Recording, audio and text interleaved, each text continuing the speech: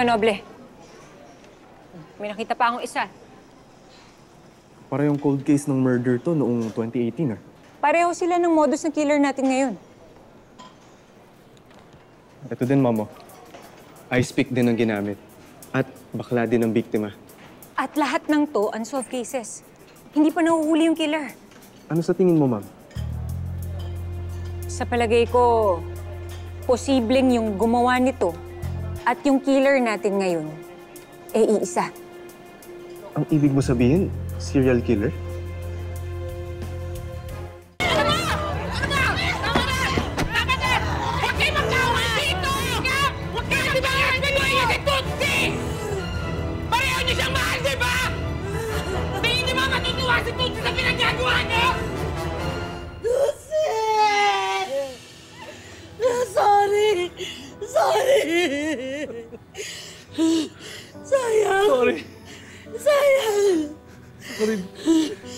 Di ko wala siya naabutang buhay. Sabi niya kasi, babalikan niya kami, uwihan niya kami last weekend eh. Kasi... Sorry, Dan. Namiss ko na kasi si Tuti. Namiss ko na siya. Tusi!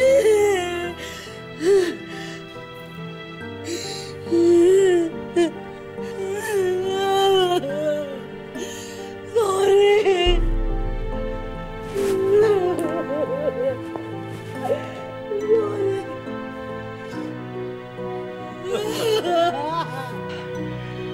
Kailangan na talaga may gawin tayo, Abdul.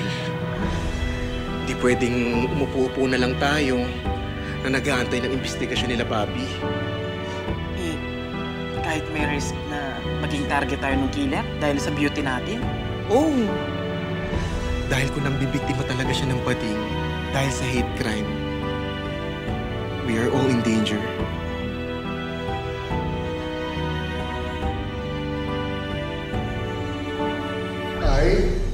I state your name. Glenn Guerrero. Of the city of Calabari. Of the city of Calabari. Having by operation of law.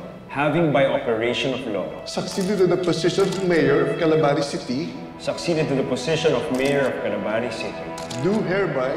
Do hereby. Solemnly swear. Solemnly swear. That I will faithfully discharge.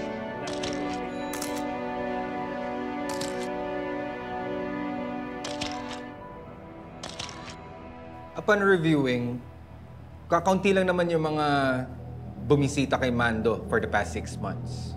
And mga journalists, social worker, mga madadalas dito. Pero may isang tao na hindi namin na background check.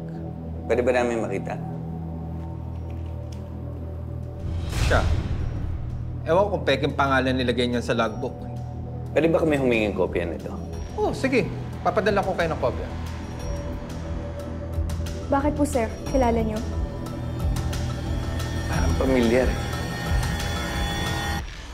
Sir, pasok na po kayo. Kanya po naghihintay si boss. Okay.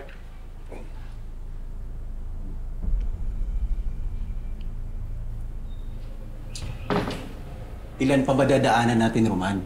Marami-rami pa to. Kung gusto mo, hatiin natin yung trabaho.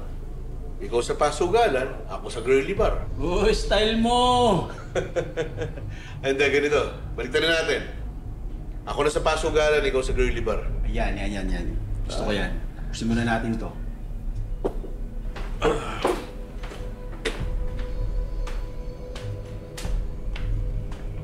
Buti dumating na kayo. Kanina ko pa kayo hinihintay.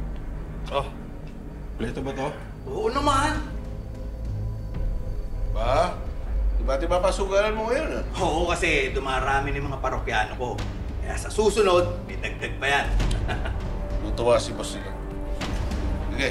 Sige, ingat kayo.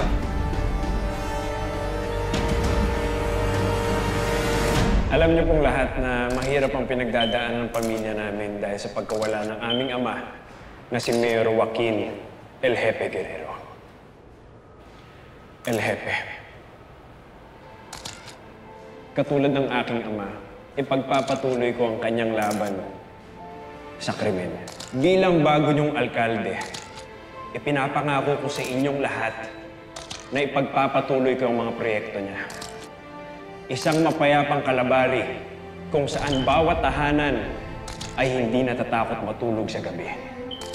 Isang mapayapang kalabari kung saan bawat isa sa inyo ay hindi natatakot maglakad sa kalsada kahit anumang oras. Pero hindi ko ito magagawa mag-isa. Kailangan ko ng tulong nyo ng pagkakaisa, parang pamilya, iisang tahanan. Magtulungan tayo at makakamit ng buong kalabari ang tunay na kapayapaan. Maraming salamat po sa inyo lahat.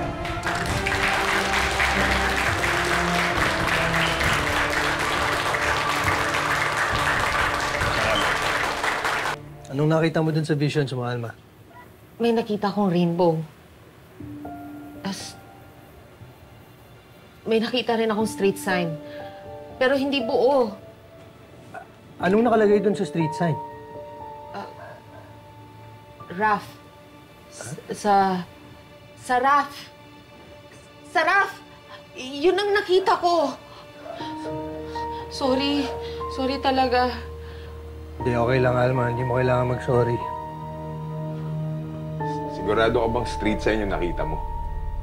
Eh, wala pa kasi kung nababasang Saraf yung pangalan ng kali. Pasensya na. Yun lang talaga nakita ko.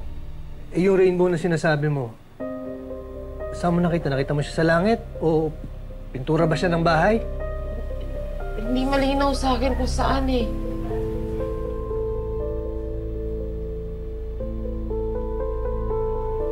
Sige. Tapat na muna siguro yun sa ngayon. Maraming salamat sa tulong mo.